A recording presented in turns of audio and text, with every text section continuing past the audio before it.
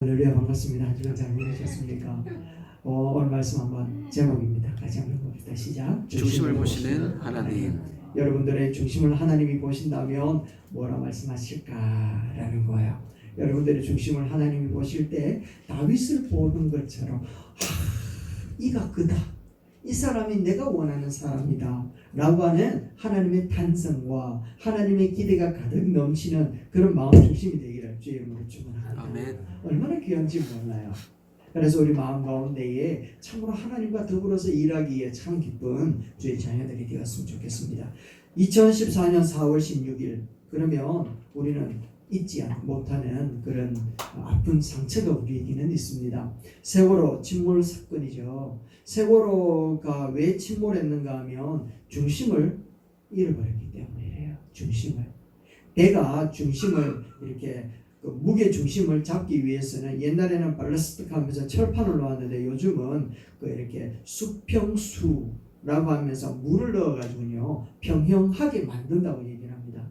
근데 세월호는 무게를 많이 이렇게 얹으면서 그 배가 감당할 수 있는 무게를 이렇게 그 한계치가 있는데 그 한계치를 이제 유지하기 위해서는 평형수를 빼버린 거예요. 그러나 중심을 빼버리니까 커브를 돌 때 덩치가 큰 것이 오히려 위험의 요소가 되어버리더라는 겁니다. 그래서 배가 넘어지게 되고 침몰하는 그런 일들이 벌어졌다라는 거죠. 그래서 중심이 얼마나 중요한 것인가 하는 것을 참 잘 보여주는 그런 사건이었던 것 같아요. 우리들도 마찬가지인 것 같습니다. 우리의 중심이 바르지 못하면 우리의 인생의 덩치가 크면 클수록 넘어지는 소리가 크고 사건의 크기가 너무 비극적으로 찾아온다는 거죠. 그래서 오늘 제목을 중심을 보시는 하나님. 그래서 우리 중심을 지금 진단 한번 해보자 라는 거예요. 자, 그렇다면 성경 인물 중에 이스라엘 백성들에게 있어서 하나님이 보시고 그 중심을 보시고 참 내 마음에 흡족하다라고 했던 사람이 딱 한 사람인데 누군가 하면 다윗이죠. 다윗을 보고서 하나님이 진짜 기뻐하셨는데 또 하나님이 큰 영광을 드러내실 때에도 아까워하거나 주저하지 않으시더라는 거예요. 왜냐하면 그 마음을 이미 이제 하나님 알았기 때문에 그래요. 사도행전 13장 말씀에도 보니까 바울이 유대인들에게 예수 그리스도를 증거할 때 늘 등장하고 이제 그 얘기하는 사람이 누군가 하면 다윗이라는 거예요. 누구라고요? 다윗 그러면 이스라엘 백성들에게도 늘 그렇게 기쁜 그런 인물이었던 것 같아요. 그래서 신약의 시작도 어떻게 하는지 아시죠? 신약의 첫 구절을 어떻게 시작하는가 하면 마태복음 1장 1절 한번 읽어봅시다. 시작. 아브라함과 다윗의 자손 예수 그리스도의 계보다. 예수 그리스도의 족보다 이런 뜻이거든요. 다시 얘기를 하면 이제 그 신약의 첫 구절 다윗을 언급하는 이유가 어디에 있느냐? 어디에 두고 있느냐라는 거예요. 왜냐하면 다윗이라는 인물이 위대하고 존경을 받는 이유가 어디에 있는가 하면 하나님의 능력이 이 그들의 역사들 가운데서 가장 많이 또 가장 기쁘게 나타남으로 그곳에서 영광과 존귀함이 어마어마하게 드러났던 그 이제 때가 언젠가 하면 다윗의 때거든. 그러니까 그들 마음 가운데는 늘 마음의 원함이 다윗의 때처럼 다윗의 영광처럼 우리에게도 일어났으면 좋겠다 하면서 그들의 삶에 입에 붙어있는 낱말이 누군가 하면 다윗처럼 라고 얘기를 하고 있더라는 거예요. 그렇다면 이 다윗이 어떻게 하나님의 능력을 행하는 데에도 하나님이 그렇게 기뻐하실 수밖에 없었을까? 왜 기뻐했을까? 라는 것을 알아야 되지 않겠습니까?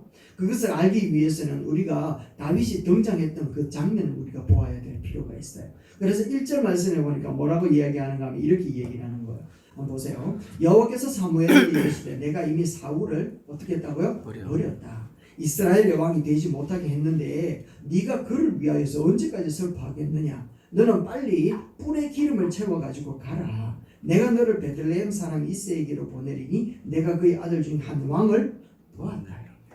한 왕을 보았대요. 이새의 아들 중 한 왕을 보았다 라고 얘기를 하더라는 거죠. 하나님께서 사울을 이제 더 이상은 왕으로 두지 않겠다 얘기를 하는 거예요. 왜냐하면 사무엘상 15장 말씀을 보니까 그를 왕으로 세우지 않았던 이유가 어디에 있는가 하면 이렇게 얘기하는 거예요. 아말렉하고 전쟁 가운데 승리를 했잖아요.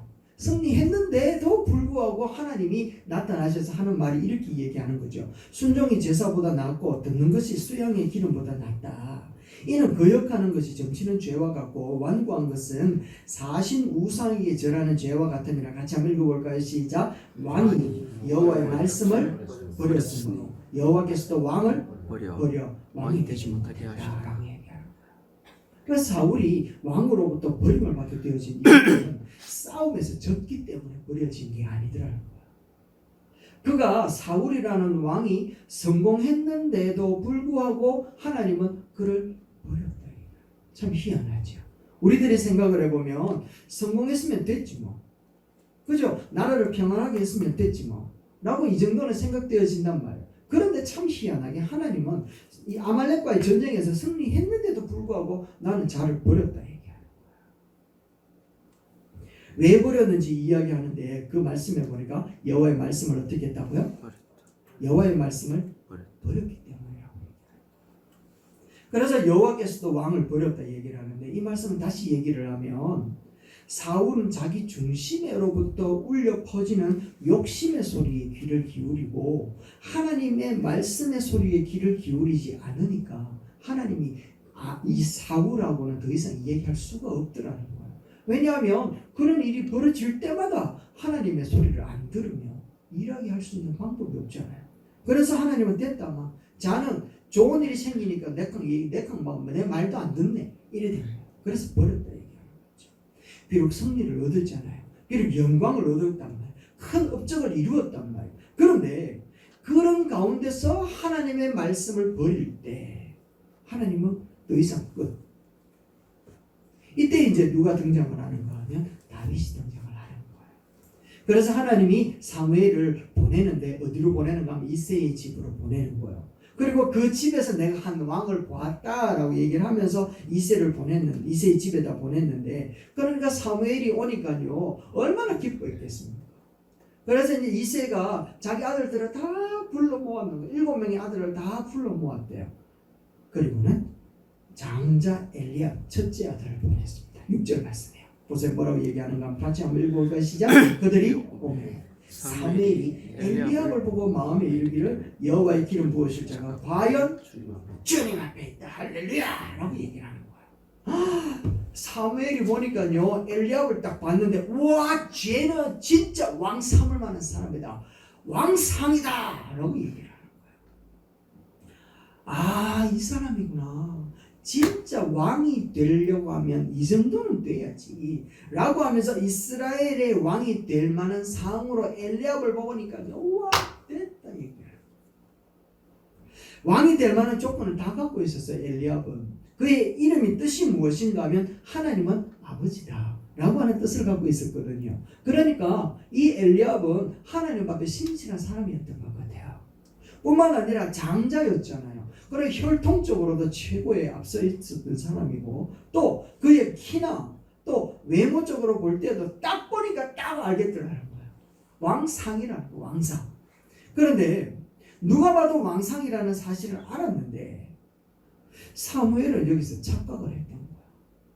뭐냐면 실패의 이유가 어디에 있었는지를 몰랐다. 하나님이 사울을 보고 쟤는 안 돼 라고 분명하게 이야기를 했단 말이죠. 사울의 실패를 몸으로 겪었는데도 불구하고 또 그를 위해서 슬퍼하고 애통하면서 마음이 아팠는데도 불구하고 사울이 실패를 했으니까 사무엘이 생각을 할 때에 다음 왕은 사울보다 믿음이 더 좋은 사람, 사울보다 외모가 더 뛰어난 사람, 사울보다 형편이 더 나은 사람이면 다음 왕으로 딱이다 라고 생각을 했던 거예요. 여기에 실패의 원인이 있었다라는 것을 사무엘은 완전히 잊어버리고 있었던 거죠. 사울의 실패가 왜 생겼는지 전혀 생각을 하고 있지 않았다라는 거예요. 사울이 전쟁에서 승리했단 말이죠. 자기 나라에 쳐들어온 아말렉 적군들을 물리쳐버렸잖아요. 그러니까 인간적으로 봤을 때는 잘못된 게 하나도 없어. 그리고요 오히려 인기는 더 많이 올라갔을 거예요. 마치 문재인 정부처럼 코로나 사태 한번 제대로 정리하는 것 같으니까 정부가 막 힘을 얻어가지고 인기를 얻었죠. 사울도 그런 인기를 막 얻었는 거예요. 그런데 인기를 얻은과 동시에 뭐가 사라져버린 거예요? 하나님을 향한 신앙이 사라져버린 거예요. 그러니까 자기의 마음속에 일어나는 마음대로 그 인기를 그대로 유지하고 싶어가지고 하나님의 말씀을 뒤던져버리고 자기 마음속에서 일어난 욕심의 소리에 귀를 기울이기 시작했던 거죠. 승리했으니까, 적을 물리쳤으니까, 평안이 찾아왔으니까 됐다라고 생각을 했던 거예요. 그런데 하나님은 사울을 버린 거예요. 왜 버렸는지 분명히 이야기를 했잖아요. 여호와의 말씀을 어떻게 했다고요? 버렸기 때문에. 여호와의 말씀을 버린 것이 원인이었다. 그렇다면 사무엘이 조금만 더 생각했더라면, 하나님께 한 번만 기도했더라면, 그죠? 그는 슬퍼만 하고 눈물을 흘렸지 하나님의 기쁜 뜻을 알려고만 하지 않았다. 그래서 사무엘이 엘리압을 보고 하는 말이, 와, 하나님이 기름 부으실 만한 사람이 여기 있다라고 얘기를 하더라는 거예요. 그때 하나님이 뭐라 이야기했는가 하면 7절 말씀에 이렇게 이야기하는 거예요. 용모와 키는 보지 마라. 내가 이미 그를 버리지 않았느냐. 여기서 그가 누굽니까? 사울 왕이란 말이에요. 사울을 버리지 않았느냐.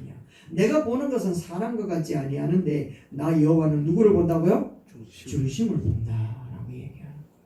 인간의 입장에서 볼 때 엘리압은 왕상이었다는, 충분히 왕상이었다는. 그런데 그건 인간의 입장이고 하나님은 그렇지 않다라는 거예요. 하나님은 그 사람의 중심, 마음을 보는 줄로 믿습니다. 아멘. 네. 얼마나 다행입니까? 그죠? 사람이 외모 봤으면 제가 이 자리에 서 있을 수 있겠습니까? 그죠? 나라에 서도 저 끝에서 몇 번째 서 있을까? 그렇지 않겠으면 여러분도 충분히 그럴 거라 생각을 합니다만, 이게 큰 위로는 마음 보니까 얼마나 다행인지 모른단 말이에요.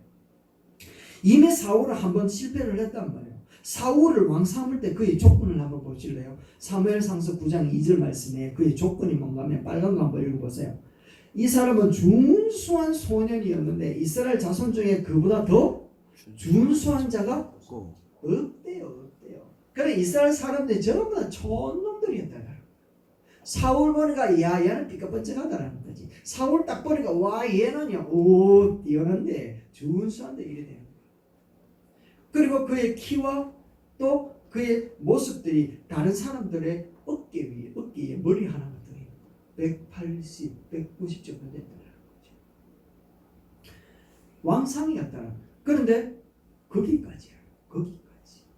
외모나 용모 가지고 할 수 있는 것은 거기까지라는 거야. 거기까지. 사람은 계속 사울보다 더 좋은 조건의 사람을 찾을 수밖에 없는 것 같아요. 그래서 계속해서 실패의 너울 속에 허덕일 수밖에 없는 게 인생의 모습이라는 거죠. 그런데 하나님은 이미 그놈이다. 그래서 하나님은 사무엘에게 엄밀히 이야기하는 거예요. 뭐라고 이야기하는 거예요? 이제 용모와 키 보는 거 이제 그만하면 안 되겠나? 하나님이 나는 중심을 보는데 니도 중심 좀 보면 좋겠다 라고 얘기를 하는 거죠. 그런데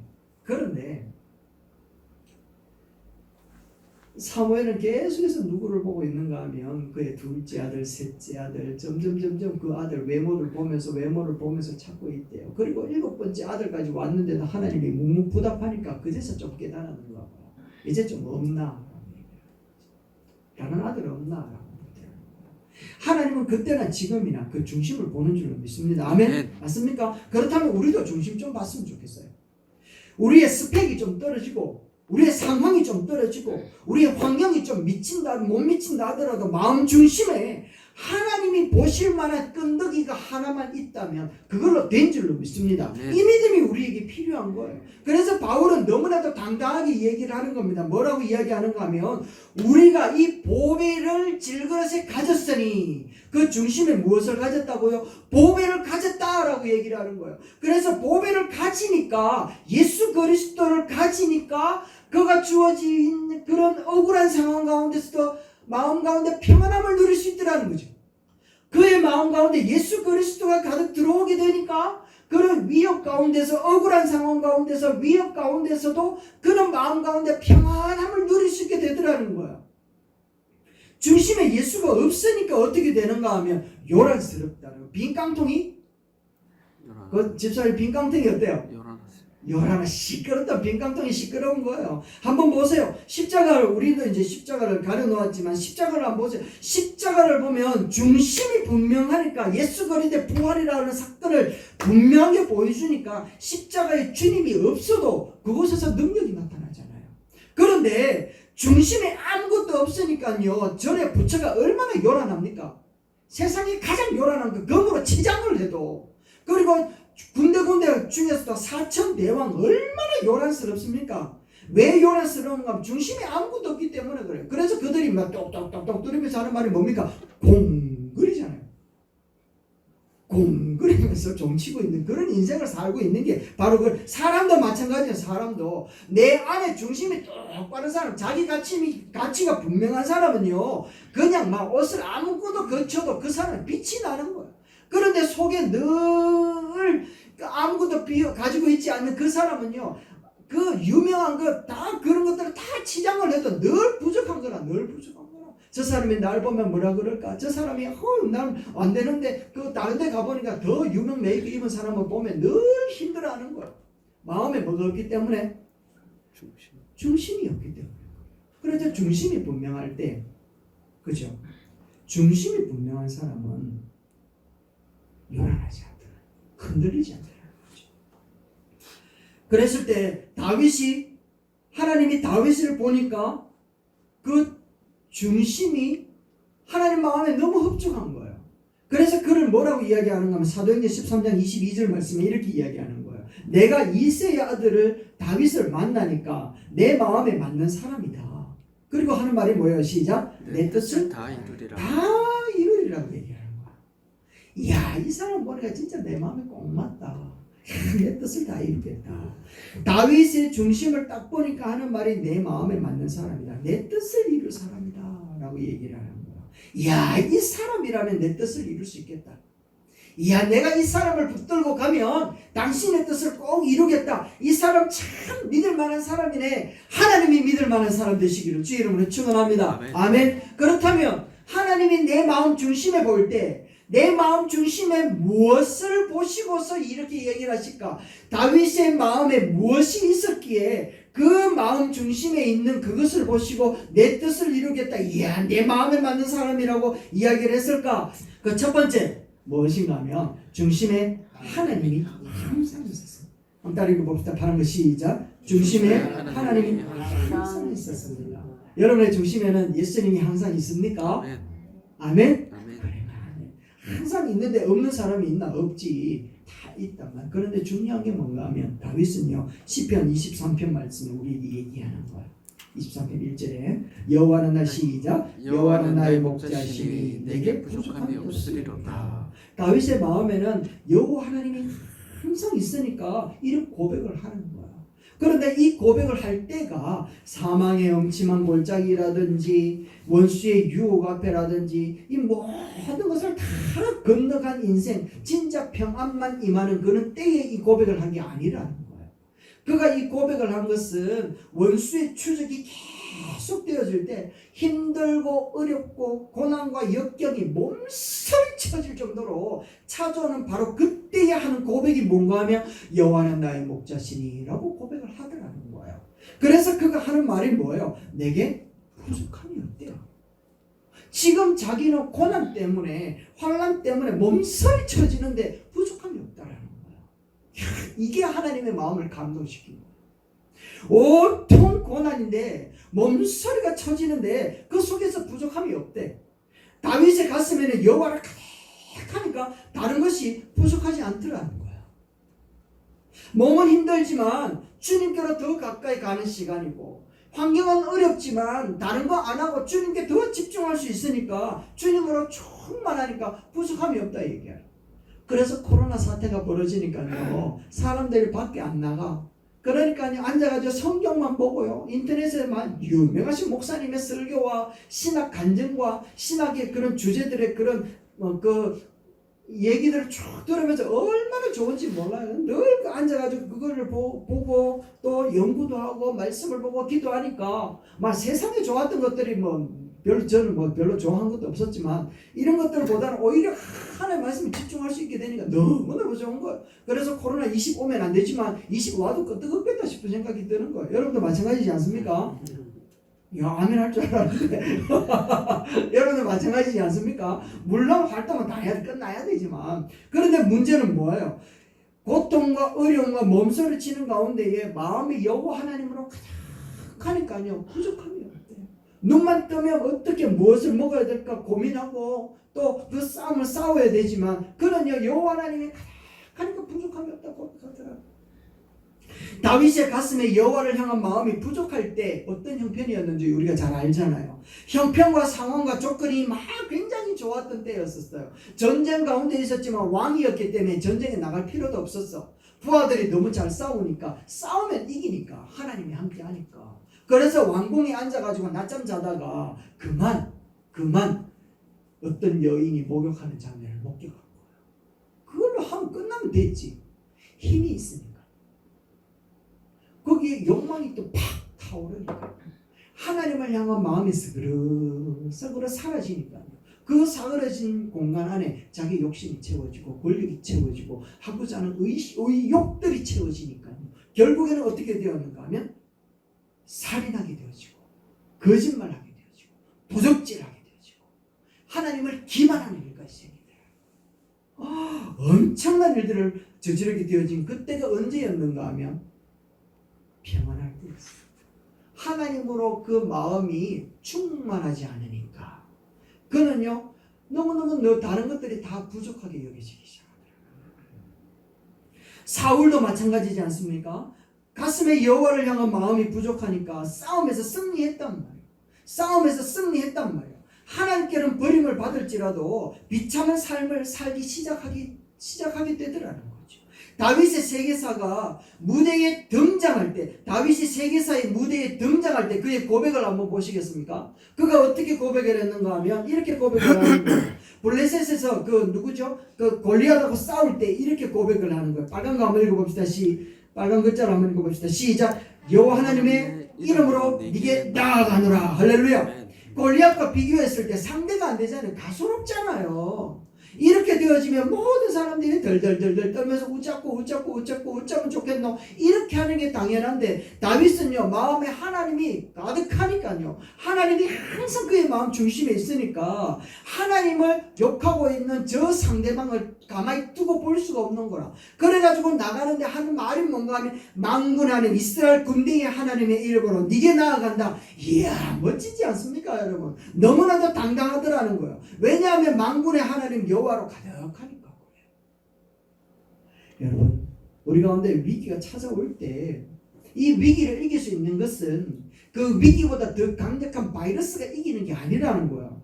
그 위기를 이길 수 있는 힘은 여호와 하나님으로부터 주어지는 그 담대함이 그것을 물리치게 만드는 줄로 믿습니다. 물론 질병이 들어서 감염이 될 수도 있어요. 그러나 감염이 되어진 그것 때문에 하나님의 나라가 무너지는 것은 아니잖아요.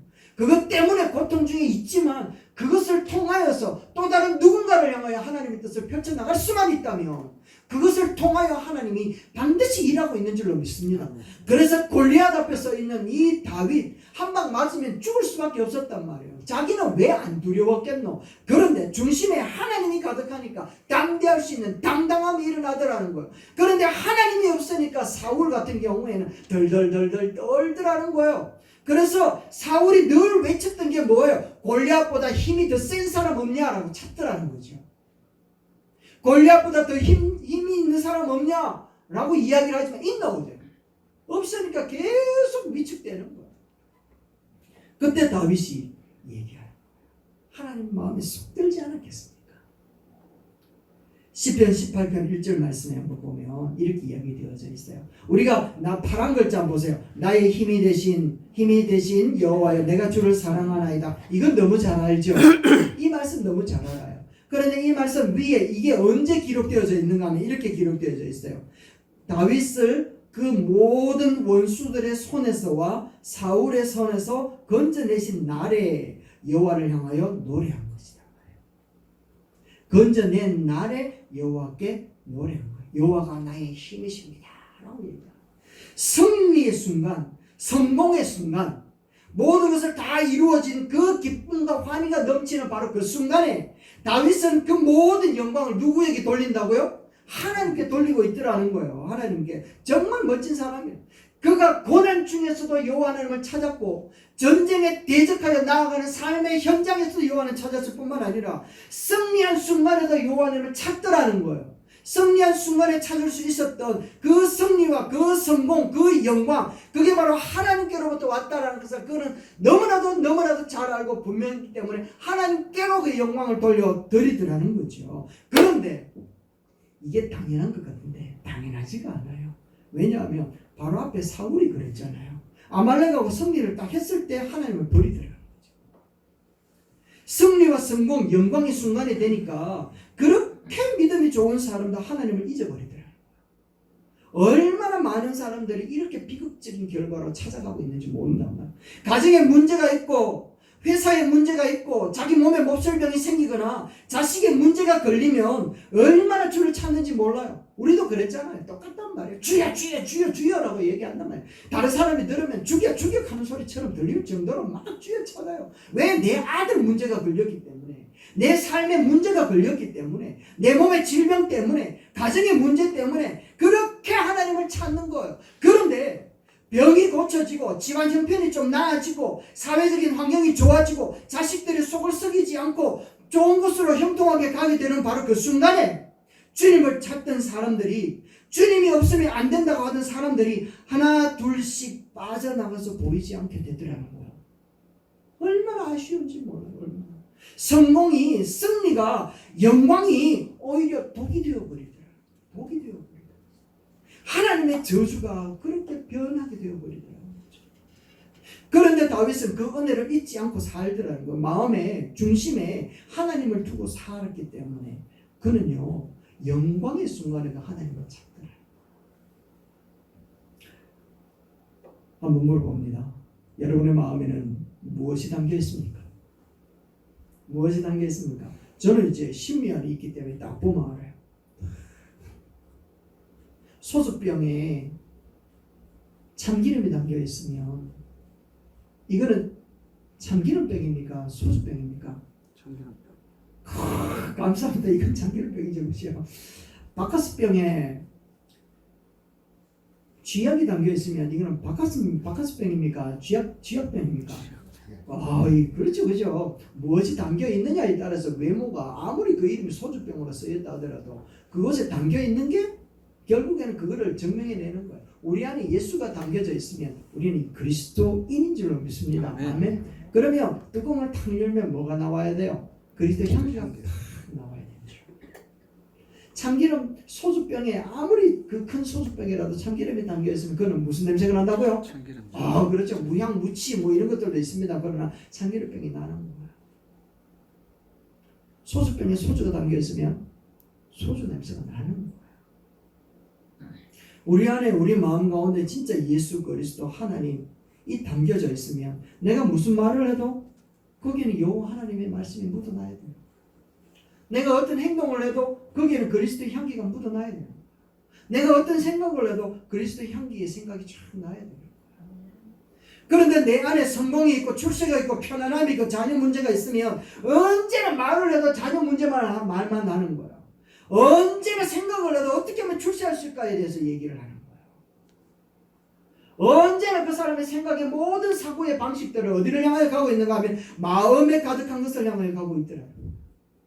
그래서 우리 주님이 다윗을 바라본 것처럼 많은 사람들을 다 바라보았는데 그 중심을 보니까 하나님의 마음에 꼭 드는 사람이 없더라는 거죠. 그래서 얼마나 안타까웠는지 오늘 우리를 향해 다윗을 보니까 하는 말이 제 정도가 되면 내 말뜻을 이루겠다 라고 얘기하는 거예요. 그래서 하나님만 주님만 우리 가슴 가운데 담아 있으면 주님이 일하게 되실 줄로 믿습니다. 아멘. 그래서 우리가 말로만 주님 내 안에 있습니다가 아니라 내 삶이 그것을 증명해낼 때까지, 내 삶 속에 그리스도의 향기가 날 때까지, 그걸 할 때에 우리 안에 그리스도가 담겨져 있는 것임을 알게 되는 줄로 믿습니다. 그래서 바울의 고백처럼 보배를 질그릇에 갖고 있기만 하면 우겨 삶을 당하는 일이 일어날지라도 우리에게는 피할 길이 놓여지는 줄로 믿습니다. 아멘. 아멘. 핍박이 온대요. 쓰러진대요. 그러나 그 핍박과 그 쓰러진 자리에서 내 안에 있는 여호와 하나님이 힘을 주셔서 일으켜 세우실 줄로 믿습니다.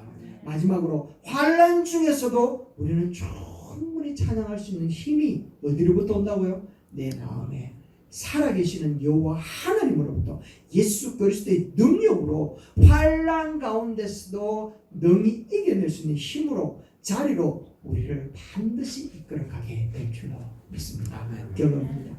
2번, 3번은 다음 주에 하도록 할게요. 여러분, 콩나물 씨름에는 뭐가 자라요? 콩이 자라요? 콩나물이 자라요? 그렇죠. 콩나물 씨름에는 콩나물이 자라는데요. 콩나물을 키우기 위해서는 제일 먼저 해야 되는 일인데 그게 뭔가 하면 콩을 골라야겠대요. 콩을 고르기 위해서는 흠이 없고 그래도 온전한 콩을 골라야 되는데 벌레 먹은 콩이나 반으로 쪼개진 콩은 콩나물을 못 낸대요. 그래서 콩을 한 움큼 딱 집어주고는 쟁반에다 착 뿌리고는 한쪽으로 착 기울이면 조금 기울이면 흠이나 또 그 반쪽알이 되어져 있는 그런 콩은요 밑으로 안 굴러간대. 그 자리에 머물러 있대요. 그런데 온전한 콩은요 기울이면 뚜루루루 굴러간대요. 그래서 그 놈을 가지고 콩나물 시루에 넣어놓으면 때가 되면 콩나물. 여러분, 예수 닮은 그리스도인 내 안에 진짜 예수 그리스도가 중심을 자리 잡고 있는 사람이라면 주님이 움직이는 자리에 움직여 가야 되는 줄로 믿습니다. 나 안 갈래, 나는 안 할래 라고 하는 사람은요 아무리 기울여도 움직이지 않는 콩의 모습처럼 콩나물로 변하여 영광이 나타나지 못하는 그런 모습이 아닐까. 그래서 우리 인생 가운데 말씀이 나침판이 되어지고 우리 주님을 가슴에 모심으로 우리에게 어려운 가운데서도 흔들리지 않고 삶의 현장 가운데서도 두려워하지 않고 우리가 승리 가운데서도 교만하지 않는 주님을 가슴에 크게 모셔서 주님 보시기에 이야 제 정도면 됐다 하는 인정함을 받는 저와 여러분 되시길 주님으로 축원합니다. 아멘.